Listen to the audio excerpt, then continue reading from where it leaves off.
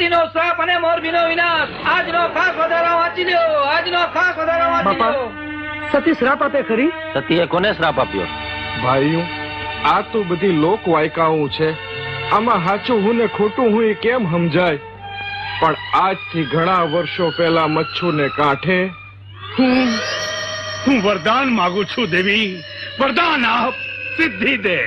હું તારા નામનો ધૂણો સળગાવીને વરદાન માંગુ છું કે હું ધારું તો સાગરમાં આગ લગાડી શકું, આગને અંજળીમાં લઈ અને પી શકું, આસમાનના તારા ધરતી પર ઉતારી શકું. વરદાન દે દેવી, વરદાન દે. તો સાંભળ, આજે 12 વર્ષથી મારા ધૂણાનો અગ્નિ ભોગ વગરનો છે. મારી ગુફાને દ્વારે ભાવિકોની ભોગ ધરાવવા ભીડ જામતી. લોકો મારા આશીર્વાદ માંગવા આ ધૂણામાં જીવતા પશુઓનું બલિદાન દેતા. મારા હાથનું ખાલી ખપ્પર લોહીથી ભરપૂર રહેતું. એને બદલે આજ હું અહીં અંધકારમાં એકલી ઊભી છું. 100 ગામના સીમાડામાં મારી સત્તા હતી. એને એક ડાકણ જોગણીએ ચૂંટી લીધી છે. જોગણ? દેવી, કેવી જોગણ? કોણ જોગણ?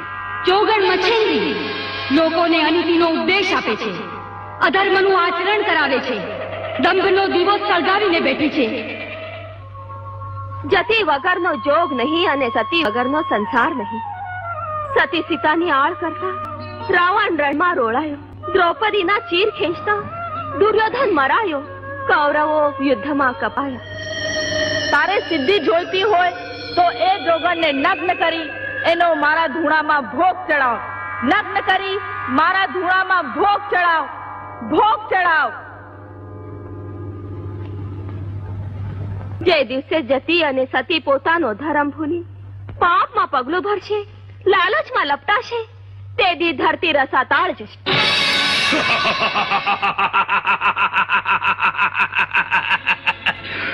મચ્છુંદરી, આજે હું તારો ધૂણો અભડાવવા માટે આવ્યો છું. કોણ છે તું? ઓળખી લે તું. તું તો ભૂત, ભવિષ્ય, વર્તમાન ત્રણેય કાળને જાણનારી છો ને. ઓળખી લીધો. આવ્યો છે એમ જ પાછો વળી જા. પાછો વળી જાઉં? અરે આજે તો તારી જટા ઝાલી અને તે લઈ જવા માટે આવ્યો છું જોગણી.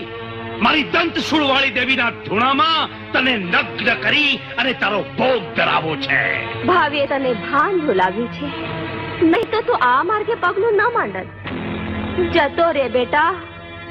મારા મોંએથી અમૃતને બદલે આગ વરસતો શ્રાપ નીકળે એ પહેલા અહીંથી પાછો વળી જા. બીક બતાવે છે જોગણી? બીક નહીં બેટા, માં છોરુને સમજાવે છે. અનર્થ સર્જાય એ પહેલા પગલું પાછું ભરી જા. જાણે છે ને, આ તો જોગણનો ધૂણો. એમાં હાથ નાખવાથી ધગધગતા અંગારા સિવાય તારા હાથમાં બીજું કાંઈ જ નહીં આવે. એ આગ સાથે તો હું આજે રમવા આવ્યો છું મચ્છુંદરી. અરે તારામાં જો દૈવત હોય તો તું મને શ્રાપ દે, કાં તો તું મારે શરણે થા. શરણ તો મને નવ નાખ્યું અને તને શ્રાપ આપું તો મારું સાધુ પણ ઉલાજે. હજે કહું છું, માની જા. આ જોગણની જટા એટલે તો શેષ નાગ. એને છંછેડવી રહેવા દે. એનું પરિણામની મને પરવા નથી. જોઈ લે, જોઈ લે જોગણી, તું જોઈ લે. આજે હું તારો ધૂણો અભડાવીશ અને તારે માથે લોહીના છાંટલા છાંટીશ. હા, જય કલસિંગી દેવી, જય મુછાળી દેવીનો જય.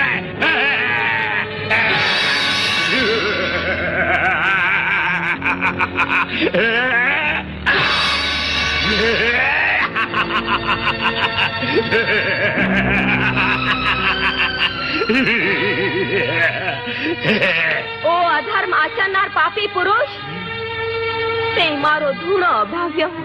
મારા ભેખ માથે લોહીના છાંટના છાંટ્યા.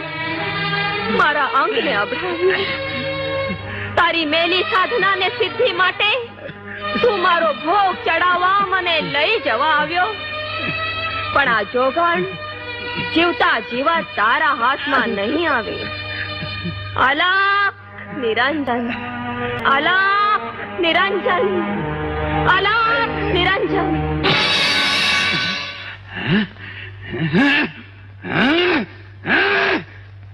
છટકી ગઈ.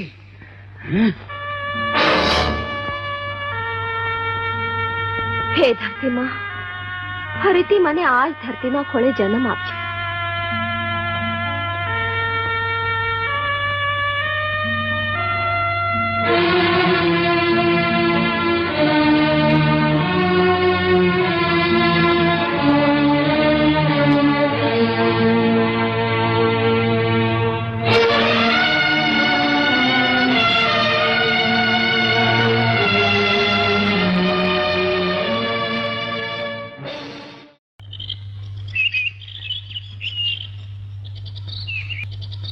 બાપુની મોજડી લઈ જાજો.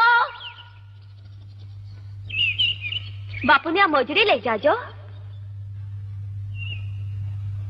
ખમા અંદાતાને બાપુ મોજડી જોવા જેવી મોજડી, રૂપ રૂપના અંબાર જેવી મોજડી, અરે મોતિયું થી મોંઘી મોજડી. બાપુ પધારો પધારો પધારો.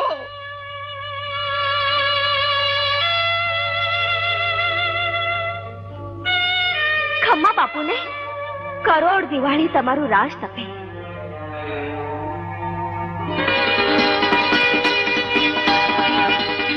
વાહ મોજડી, તારા આવડા રૂપ. આ તો મોજડી છે કે રૂપની જળહતી મશાલ. નાનજી, અંદર આ મોજડી મહેલમાં લાવો. ધીરજ ધરો બાપુ, ઉતાવળા થઈએ ને તો ફજે તો થાય. આ મોજડી એક દિવસ તમારા પગમાં જશે. ધીરજ ધરો.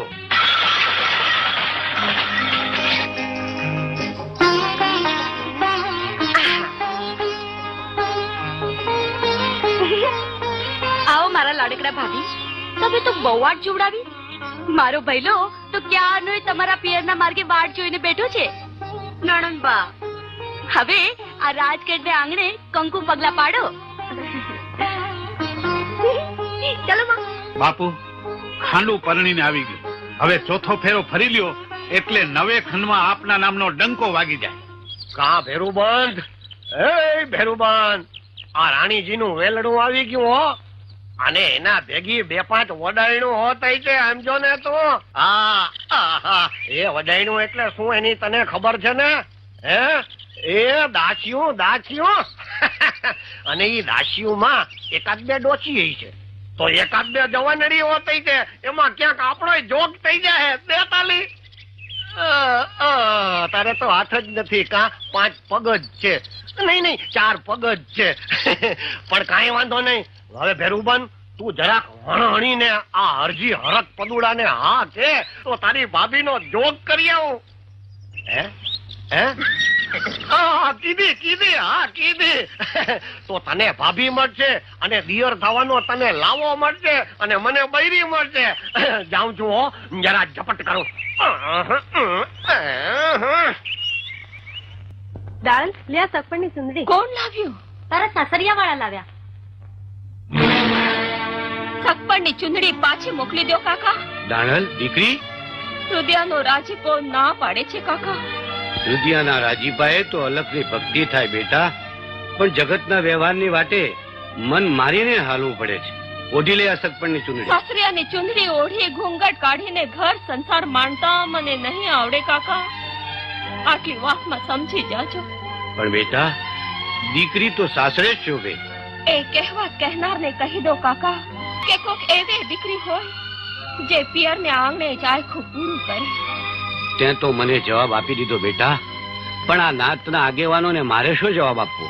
એમને જવાબ હું આપું છું કાકા. નાથ એટલે તો ભગવાન, પંચ એટલે તો પરમેશ્વર. હું પરમેશ્વરને ભગવાનને પૂછું છું કે માવતરની મરજા જાળવીને જીવવાની જેને ઈચ્છા હોય એવી દીકરીને પરાણે પરણાવાય ખરી? પણ દાણન, તું તો દીકરી, અજવાળી તો એ રાત. કોને ખબર છે કાલે સવારે તો આવતીકાલની વાત તો અલગ ધણીના હાથમાં. પણ આજે તો મારો એક જ જવાબ છે. અંગ માથે સગપણનું ઓઢવું હું નહીં છોડું.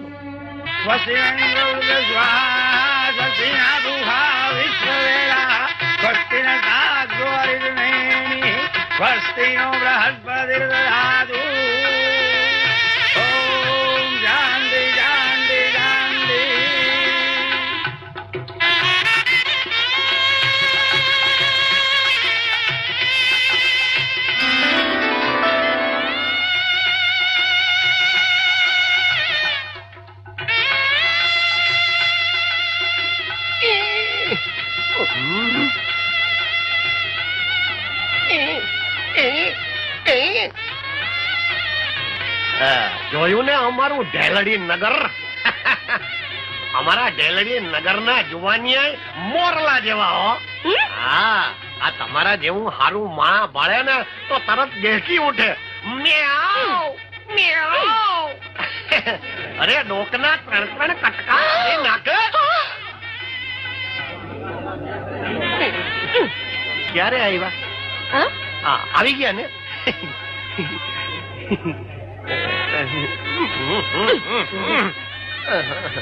શું નામ રાખ્યા છે? ઉભાર્યો હા? હું મારી માને પૂછી આવું. અરે માને પૂછવા જઈશ ને તો હાથા ખાવાનું મુહૂર્ત વીતી જાય છે. હાલ હાલ, હું તને હારામાં હારા મહિલા હાઠા ખવડાવું. મોટી મોટી કાતરી વાળા. તું જેમ એને ચાવીશ ને એમ બહુ રસ આવશે. હાલ હાલ, તને હારામાં હારા હાઠા ખવડાવું. હાલ તું તારે, હાલ હાલ હાલ હાલ હાલ તું તારે. પણ મારો શેરડીનો સાંટો નાખી કાં દીધો? અરે ભાઈ, ઈ તો જૂનો થઈ ગયો તો હું તને બીજા દઉં. આટલા બધા શેરડીના સાંટા? હા, આમાંથી તને ગમે ઈ તું તારે લઈ લે. હાલે, આ બહુ મીઠો છે. ખા. હા. ના હો ઉભાર્યો, હું મારી માને પૂછી આવું. અરે ભાઈ, એમ વાતે વાતે માને પૂછવા ન જવાય. મુહૂર્ત વીતી જાય. હાલ, હડી કાઢ. આપણે તૈયાર ચોરીમાં જટ ફેરા ફરી લઈ. અરે પણ મારી માને તો પૂછી આવું. સંગડી, અરે ઓ સંગડી. અરે આ તો મારી માં. અરે, ઈ તો આપણને આશીર્વાદ દેવા આવે છે. હાલ હાલ, આ જટ સગડીને ફેરા ફરવા માંડ. ફેરા ફરવા માંડ. આ સગડીને ફેરા ફર. એ મારી સોડી હારે ફેરા ફરે છે. અરે ભાઈ, તમારી છોડી એને ફેરા ફરવું છું, કઈ તમારી એને થોડો ફરવું છું? હું બોલ્યો મારા રોયા ખબરદાર, તો કોઈ દી મારી સમજૂડીના પડખે ફરક્યો છે ને તો આ ઘોડા હારે બાંધીને ગધેડો બનાવી દઈશ, સમજ્યો ને? આ તો તમારી છોડીને વાંધો આવશે. મને શું, તમારી છોડીને ગધેડા જેવા છોકરા થશે. ગઈ મારો શેરડીનો હાઠો ખનારી ગઈ. પણ કઈ વાંધો નહીં, જઈને ક્યાં જાહે? ઈ છોડીનું ઘર કેટલે હાથ લાંબો કરવું એ